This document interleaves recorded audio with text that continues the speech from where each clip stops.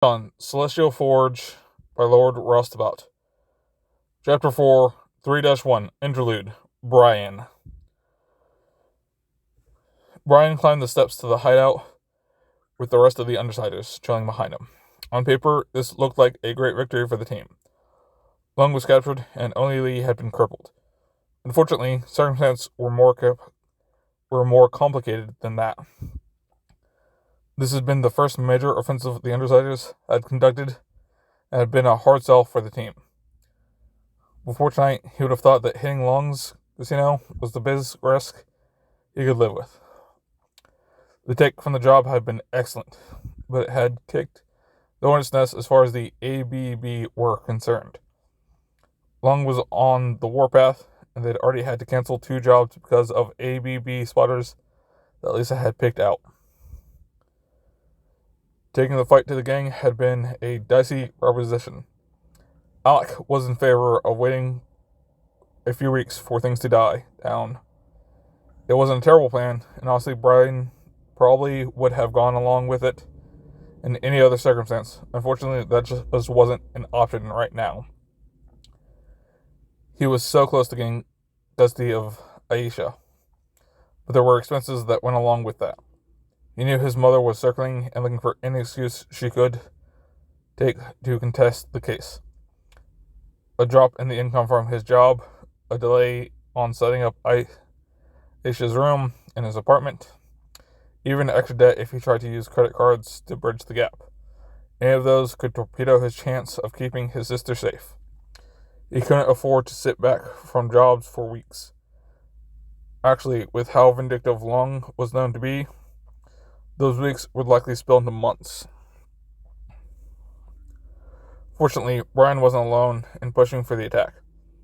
The boss wanted the Undersiders back in the field, and Lisa was in his corner on that. Brian knew Rachel was caring for far more dogs than the 3 she took on jobs. Because of that, her expenses well exceeded what their base salary could cover, and she was both hungry for work and defensive of her share. She could not afford to sit things out until the ABB decided they weren't a priority. They had talked Alec around eventually, but he kept voicing his doubts the whole time. Brian had a sense everyone was feeling the same way, but Alec was the only one complaining about things. Heading out that night had been a terrifying experience. No one was letting their fear show, but the dogs were picking up on it, and they were agitated as the team rode out to face the ABB capes. Brian had planned things out as well as he could with Lisa. No one in the city would have taken the odds for the Undersiders in a fight with the ABB. He felt they at least had a chance. By striking from ambush and keeping their opponents off balance and separated, they could do this. Only they didn't do well in darkness, and Lung was outclassed by Rachel's dogs for the first few stages of his growth. If everything went well, they could get the drop on their opponents, and either finish this or make them cautious enough that they wouldn't risk a confrontation. Then the night had proven the old adage that no plan survives contact with the enemy. 2 new capes in one night. It wasn't unheard of. Brockton had a larger community of fresh triggers, C-listers, and mercenary capes than anyone really gave it credit for.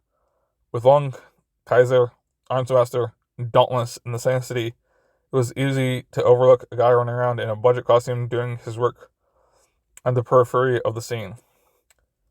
Hell, until last year, Brian would have met the definition himself. That's where I'm going to have to stop for right now. Thank you for listening, if anyone has even been listening.